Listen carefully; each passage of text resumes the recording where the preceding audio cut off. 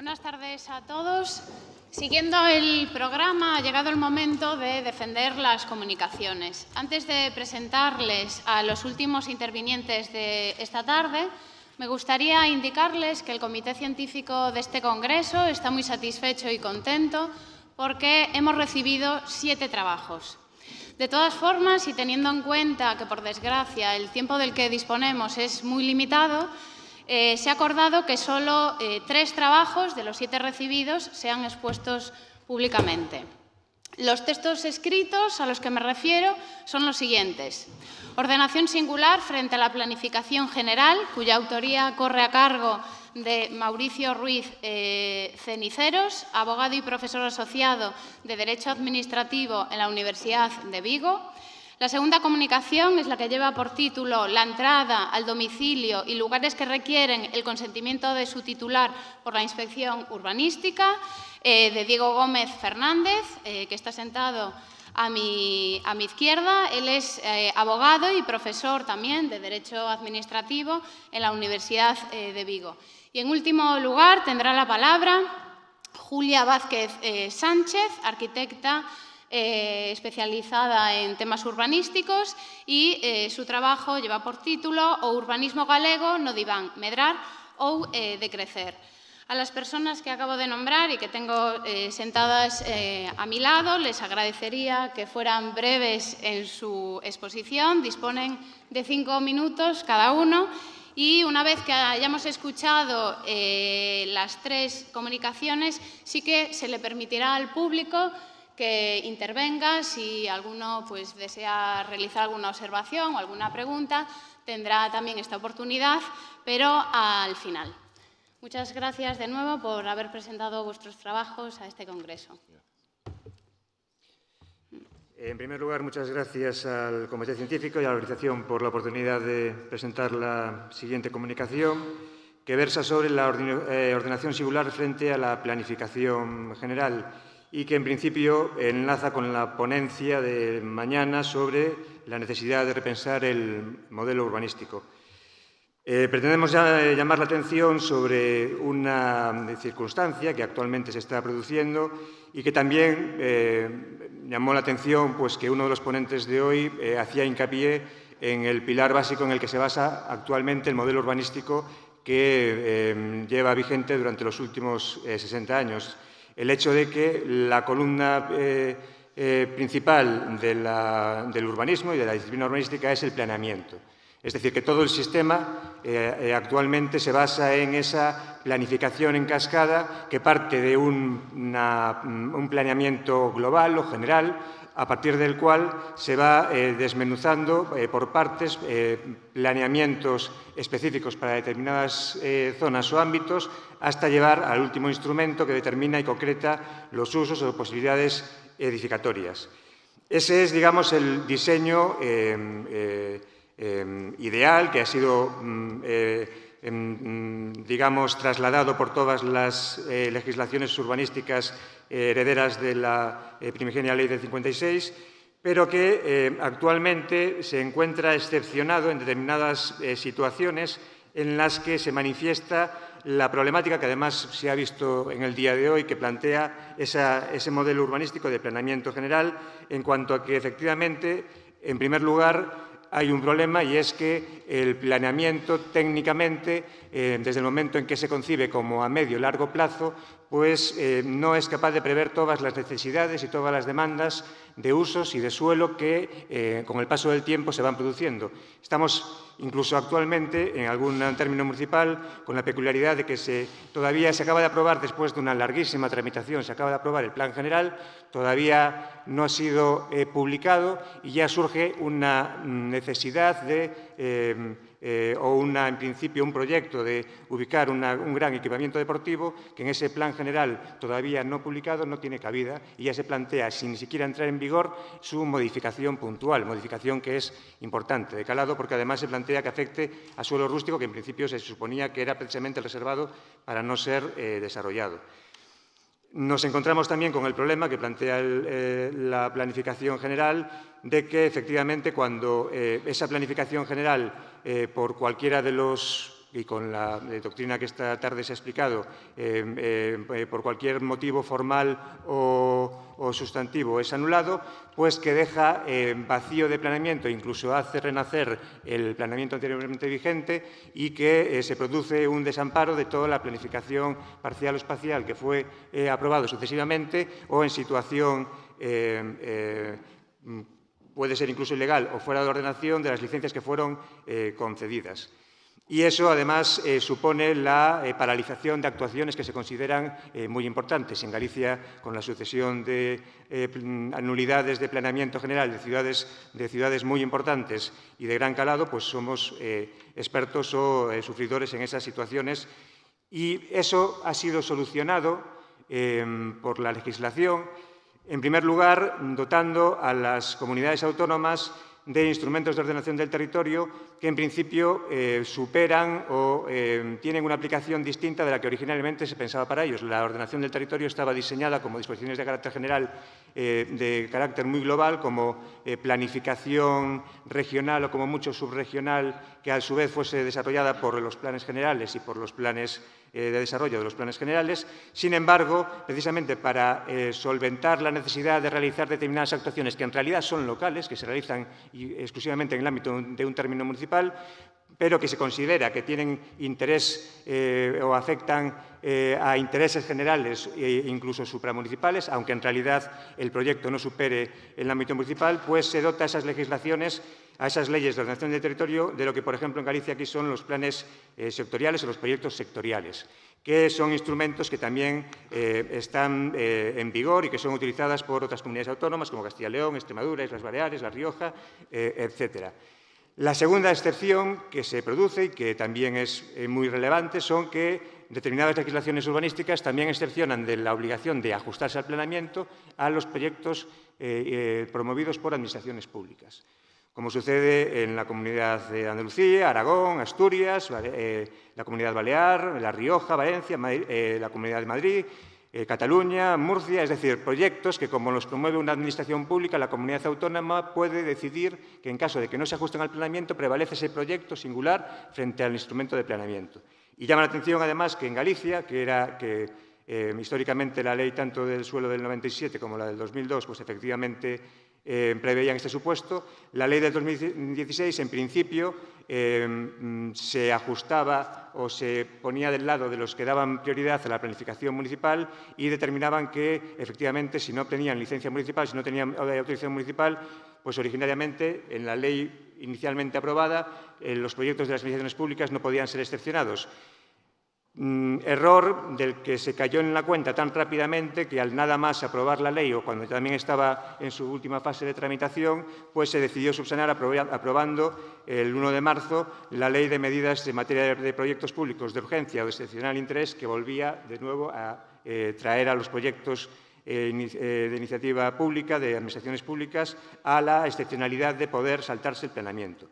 Y la tercera excepción son los proyectos de interés público general, que independientemente de quién los promueva, pues que se admite que también puedan superponerse o aprobarse y ejecutarse, aunque vayan en contra de las determinaciones del planeamiento vigente, que es una figura que se recoge en el Principado de Asturias, en Castilla-La Mancha, en La Rioja, en la Comunidad de Madrid, en Murcia, y que en Galicia ha venido a colación con la Ley 2/2017 del 8 de febrero de medidas fiscales, administrativas y de ordenación, que además es una ley pensada precisamente para los supuestos en los que decae el planeamiento general y que se pretende salvar determinadas actuaciones, al menos de manera provisional, otorgándoles o aprobando una ordenación provisional que esté en vigor hasta la aprobación del plan general.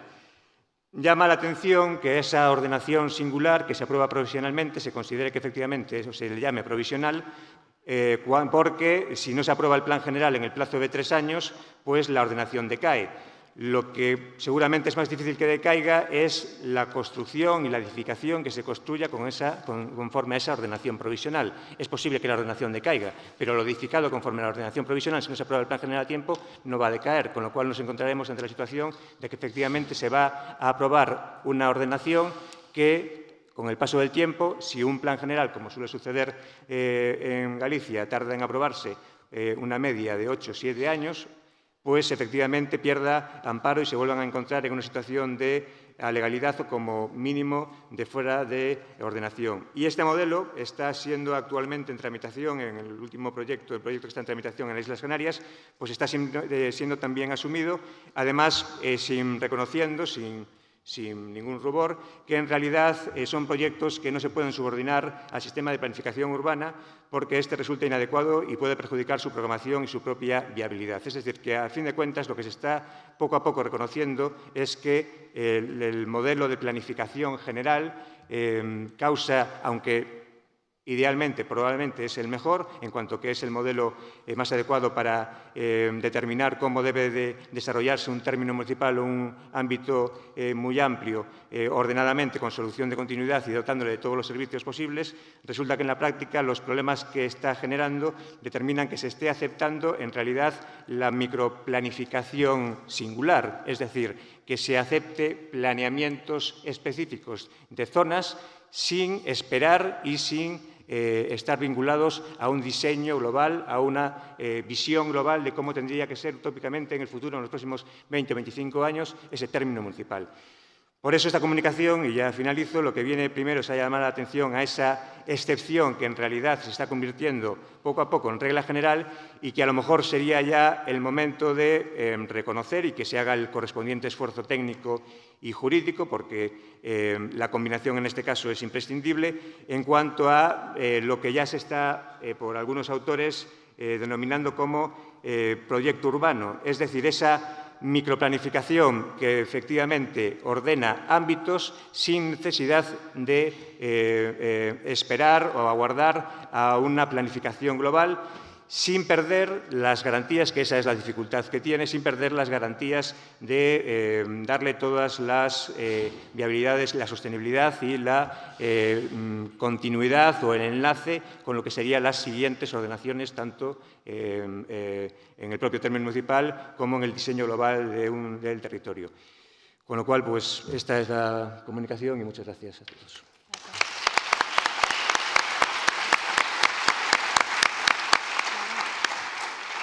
Gracias, Mauricio. Muy interesante. ¿Qué tal? ¿Cómo estáis? ¿Estáis cansados ya, no? Un día muy largo. Bueno, el congreso muy interesante, ¿eh? La verdad que la organización, los que vienen mañana, están a la altura de los que han venido hoy. Vamos a hablar son 5 minutos, tampoco os voy a dar mucho la lata. Vamos a hablar de la entrada al domicilio como, digamos, espacio constitucionalmente protegido por la inspección urbanística, un poco para ligarlo con lo que es el objeto del congreso. Los funcionarios que están adscritos a la inspección urbanística, que tienen esa condición de agentes de la autoridad, el propio reglamento de la Ley del Suelo de Galicia les permite, dice el artículo 373, acceder libremente a las fincas y obras que sean objeto de inspección sin previo aviso y permanecer el tiempo necesario para realizar su actuación inspectora. Pero a continuación añade, lo que es lógico y se deriva del artículo 18.2 de la Constitución, que es, no obstante, cuando el objeto de la inspección sea el domicilio de una persona o aquellos lugares cuyo acceso requiera el consentimiento de su titular, debe obtenerse su consentimiento expreso para entrar o, en su caso, solicitar la autorización judicial correspondiente, que viene prevista en la ley jurisdiccional. Como os decía, esto se deriva del derecho constitucional a la inviolabilidad del domicilio del artículo 18.2 de la Constitución, que viene a decir un poquito lo mismo. El domicilio es inviolable y no se puede entrar sin consentimiento del titular, a no ser que haya, en casos de un flagrante delito, si no es con autorización judicial. Lo que viene a decir el Constitucional es que nos dice, en una sentencia, esta es la 22/2003, que la inviolabilidad del domicilio en nuestro ordenamiento jurídico y en nuestra Constitución es un poco distinta a la de otros derechos comparados. Por ejemplo, la Ley Fundamental de Bonn permite, la alemana, a órganos administrativos aceptar y permitir, digamos, la entrada a los domicilios, lo que aquí, sin consentimiento del titular, hemos visto que no es posible, porque necesita la autorización judicial, o la ley italiana permite, la Constitución italiana permite por ley limitar esto. Dice el Constitucional que no, nuestro régimen es tasativo, solamente se puede hacer así. Y esta inviolabilidad del domicilio alcanza tanto a la entrada física como también, que es bastante interesante, a la entrada por medio, bueno, con todo este tema de los paparazzis y todo esto, por medios de grabación o fotografías y tal. Y tiene trascendencia en la cuestión urbanística, porque dentro de las funciones que le están dando a los inspectores urbanísticos, el artículo 373.4 dice que les habilita para realizar mediciones y obtener imágenes fotográficas o movimientos relativas a la actuación inspeccionada, Con lo cual, claro, tenemos que ver, para determinar si realmente está dentro de la legalidad esa actuación inspectora, si nos encontramos con un domicilio o aquel lugar que exige el consentimiento de su titular. En cuanto a lo que es el domicilio, el Tribunal Constitucional ha venido definiendo como aunque es bastante casuístico, y por eso veremos ahora diversos, digamos, apartados distintos en función de lo que estemos hablando, lo que viene a decir en realidad es que domicilio tiene que tener actitud para desarrollar la vida privada allí, ¿no? Para que realmente tú tengas allí tu intimidad personal y familiar y que nadie te la pueda perturbar si no es con consentimiento tuyo o con esa autorización judicial. Por eso dice que, por ejemplo, que es indiferente la habitualidad. Tú puedes tener una segunda vivienda y está en domicilio como la primera, ¿no? También su configuración. Un señoriño que vive en una chabola es su vivienda. O sea, por mucho que no sea una casa como la que entendemos, es una infravivienda o lo que sea. También su carácter mueble o inmueble. Por ejemplo, no sé si sabéis, en toda la costa gallega en muchos sitios se ponían autocaravanas. Eso es un domicilio también, ¿no? Si se ejerce ahí esa vida privada y, por lo tanto, constitucionalmente protegido. Y lo que os decía es que, en realidad, lo que voy a examinar en los 3 minutos o 2 minutos que me quedan es algunos supuestos. En el tema de la vivienda en ejecución, por ejemplo. Aquí me he encontrado, por ejemplo, con sentencias discrepantes, una del Tribunal de Justicia de Canarias y otra del Tribunal Gallego, si os interesa, la 418-2014, de 8 de mayo, en la que en el Tribunal Gallego dice que una vivienda en ejecución no es un domicilio. Yo creo que la diferencia entre uno y otro, en realidad, no creo que sean contradictorios, sino que en realidad, claro, no es lo mismo estar hablando de una vivienda en estructura, en la que realmente no vive nadie, o unas obras de ampliación de una vivienda en la que se está ampliando un trozo y sigue viviendo allí la gente, ¿no? Entonces, yo creo que eso es lo determinante para ver si realmente nos encontramos con un domicilio constitucionalmente protegido o no. En el tema del jardín de la vivienda, esto sí que es interesante, me he encontrado una sentencia, la 154-2017, de 10 de marzo, de la Sala de lo Penal del Tribunal Supremo, o sea, bastante reciente, que viene a decir, bueno, lo que viene es a ratificar realmente una jurisprudencia anterior. Dice que si tu jardín, de tu vivienda, típica vivienda unifamiliar, forma un todo con la casa, eso también forma parte de esa protección constitucional. Y lo digo porque tiene incidencia no tanto en la entrada física, porque muchas veces puede estar cerrado, sino en las fotografías o en los vídeos. Cuidado los inspectores, tenéis esa condición de agente de la autoridad, hacerlo constar. Y si necesitáis entrar, pedir la autorización judicial. O sea, tampoco es tan tremendo, ¿no? Es mejor hacerlo así. En cuanto a los hoteles, simplemente diferencia el Constitucional lo que es una habitación de hotel, que sí que equipara al domicilio, de lo que son espacios comunes. Y dice que no, los espacios comunes no son domicilio, porque dice, ello ocasionaría un conflicto con cualquier otro tercero que a su vez reclamase con carácter excluyente y para sí su propio ámbito de intimidad en las zonas comunes del hotel. En cuanto a los locales de negocio, o de las personas jurídicas, claro, no estamos hablando de un domicilio, pero son aquellos a los que se refiere la ley, de aquellos lugares que también pueden necesitar, en su caso, el consentimiento de su titular en este caso. Aquí, por ejemplo, simplemente citar el artículo 51 de la Ley de Expropiación Forzosa, en los bienes expropiados en los locales, es un poco más restrictivo porque lo consideran aquellos locales cerrados sin acceso al público. ¿Qué viene a decir el Tribunal Constitucional y la jurisprudencia del Supremo?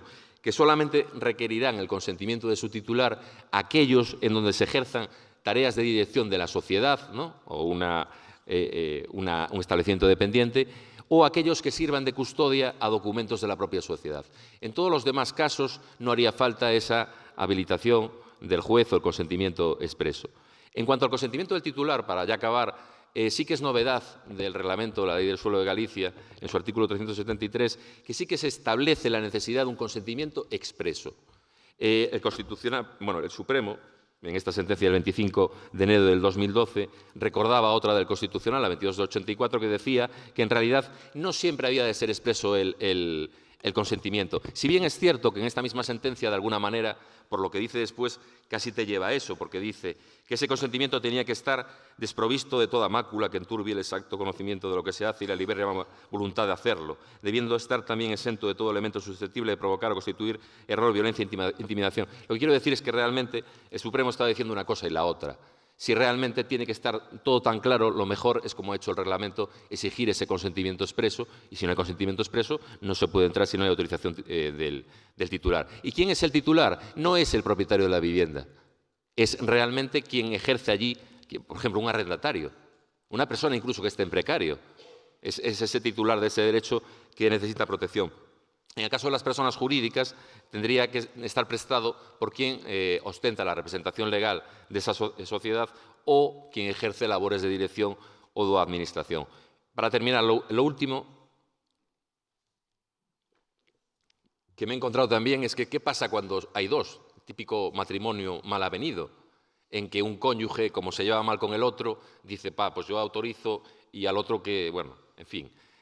Lo que viene a decir el Constitucional es que, en principio, se presume que si hay dos titulares, con el consentimiento de uno se puede hacer, a no ser que realmente se demuestre que hay discrepancias, que hay intereses contrapuestos. Entonces dice el Constitucional que no hay. Y lo mismo pasa con el tema de las personas jurídicas. Para entrar en esos lugares que requieren el consentimiento, si son varios representantes, en principio con el consentimiento de uno es necesario, a no ser que haya intereses contrapuestos. Bueno, ya veis, he sido breve. Gracias.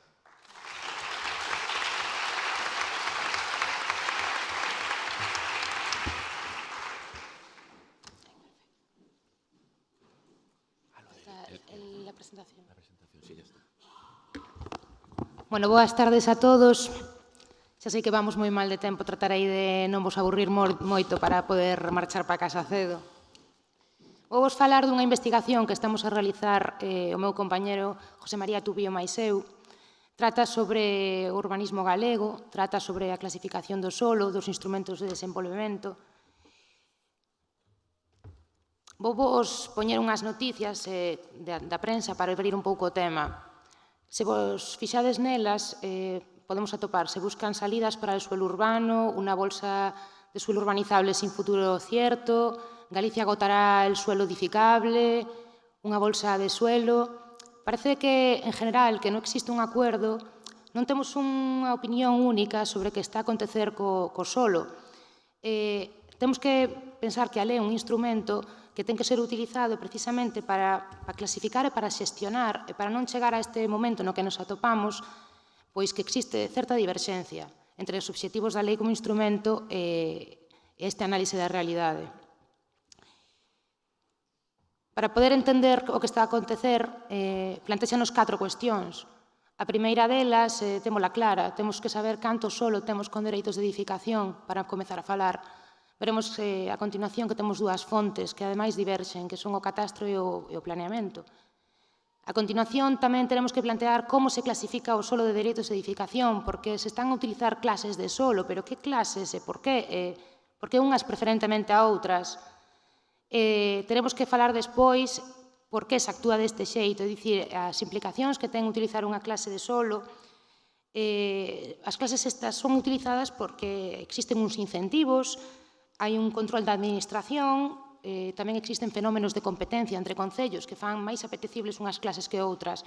Por último, tamén falaremos, porque nos importa moito, cales son as implicacións de todo isto para Galicia. Cabe dicir que, conforme nos fomos plantexando estas cuestións, saíron tamén novos interrogantes que teñen que ver cos axentes implicados dentro do proceso e tamén coa diverxencia que existe entre a realidade que atopamos e a aplicación do marco normativo, que dá a sensación de que se está a aplicar un xeito pasivo.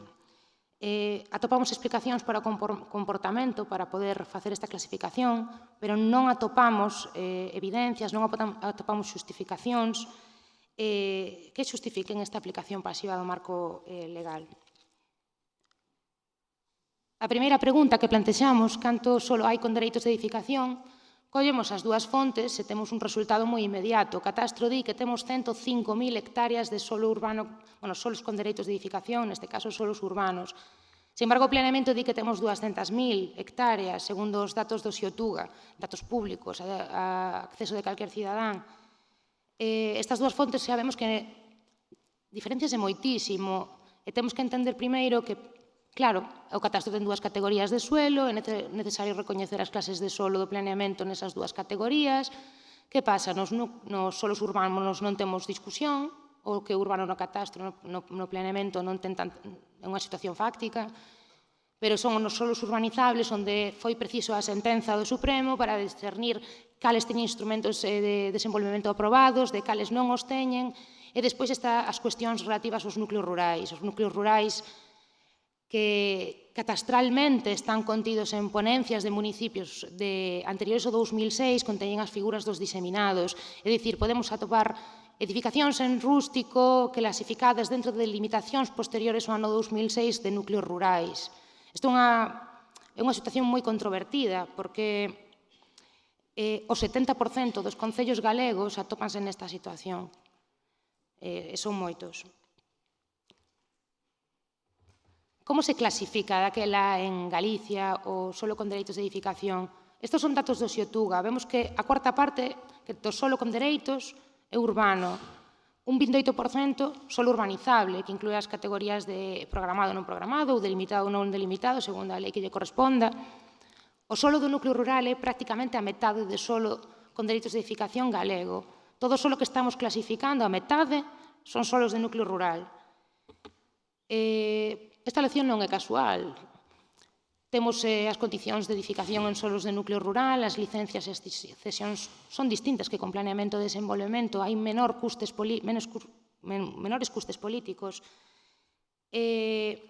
Ademais, temos que comparar que as licencias en solos de núcleo rural implican uns menores custos de negociación que a execución de planeamento e desenvolvemento. Estes custes políticos operan en dous sentidos, porque as licencias directas os reducen, pero evitar facer planeamento de desenvolvemento evita, por outro lado, os custes políticos das cesións. Entón, estamos ante unhas cuestións que temos que considerar. Pero estes son os incentivos que temos para clasificar solo de núcleo rural e non utilizar instrumentos de desenvolvemento, porque poderíamos ter clasificada a mesma cantidade de solo, pero utilizando instrumentos de desenvolvemento, seguramente. E dese xeito, estaríamos de alguna forma beneficiando a sociedade, non? Quero dicir, estaríamos beneficiando dun xeito colectivo. Eso nos fai poñer a cuestión sobre a mesa sobre que o planeamento de desenvolvemento quizáis é complexo de aplicar ou cales son as cuestións que están de alguna forma determinando a súa aplicación. Pode ser a fragmentación, quizáis deberíamos de mirar casos noutras comunidades autónomas ou noutros países para poder empezar a entendelo. Por que se actúa deste xeito? Que era a terceira pregunta que plantexábamos. Temos 411 metros cuadrados de solo de núcleo rural por habitante, por galego, en Galiza. Todos temos unha parcela de media. Por que hai unha disfunción desto? Por que esta disfunción da política urbanística? A literatura internacional normalmente explica o fenómeno da sobreproducción de solo como efectos da competencia entre concellos que ofertan solo co obxectivo de atraer poboación e medrar no eido fiscal e económico.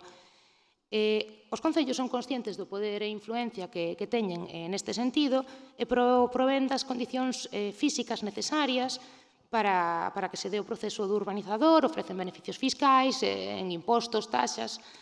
Deste xeito potencian o crecemento mediante a clasificación, porque ademais a clasificación implicaría emprego, o emprego implicaría atracción de poboación implica capacidade residencial, e o plan actúa deste xeito como unha máquina de crecemento. Os concellos actúan así tamén porque cada vez teñen máis competencias. Estas competencias, a asunción de competencias supón maiores custes. Sen embargo, a debilidade financiera e a debilidade orzamentaria para poder cubrir estes custos por culpa da deficiencia das transferencias do Estado para ser capaces de cubrilos, fai que os concellos cada vez se ocupan dos asuntos públicos dunha perspectiva máis empresarial. É dicir, necesitamos buscar fontes de financiamento, utilizamos o proceso urbanizador, todos o sabemos durante o boom inmobiliario, pero en Galiza, sin embargo, atopamos na investigación que non se obtiveron beneficios directamente a través do proceso urbanizador mediante taxas ou impostos, sino que se produciu como unha empresa, é dicir, unha empresa que en vez de aumentar os prezos, o que fai é que aumenta o número de vendas. Neste caso, os concellos o que fixeron foi aumentar máis solo, vender máis solo, pois implica ter máis ingresos. Deste xeito, os plans, volvemos a dicir o mesmo, convertense nunha estrategia de desenvolvemento económico. Durante o boom, clasificouse solo en grande cantidade, sen embargo, hoxe non temos tanta clasificación, non temos tanta edificación, co cal as fontes de financiamento comezan a ser máis orientadas, por exemplo, cara ao catastro. Polo tanto, temos os incentivos dos actores, pero non porque o marco legal é tan pasivo á hora de controlar. Vamos ver agora cales son as implicacións territoriais. Clasificar tanto solos de núcleo rural ten implicacións moi graves a nivel económico e ambiental. Nun contexto europeo de aumento de superficie urbana per cápita, consolida a dispersión urbana e, ademais, pode levar a producirse situacións conxuntamente o declive demográfico, como as que podemos ver na prensa ou as que podemos vivir todos os días, como ter 3.500 entidades de poboación abandonadas en Galicia. Ademais, os concellos recadan menos polo catastro, é un tema moi polémico, podemos ver nos últimos días na prensa as queixas dos cidadáns contra o catastrazo. Ademais, os concellos teñen un mellor patrimonio municipal de solo, co cal controlar os precios da terra moi difícil e temos a terra agraria máis cara de Europa, das máis caras de Europa. Polo tanto, temos de conclusión a metade do solo galego está clasificado como solos de núcleo rural. Cal é o papel da nova lei do solo para determinar a efectividade dos instrumentos de desenvolvemento e ábrese novas liñas de investigación sobre se están infrautilizados os sistemas previstos na lei. Vou expoñer o correo electrónico, xa que me mandan rematar a ponencia, por se algunha persoa quere intercambiar algunha das impresións. Moitas grazas.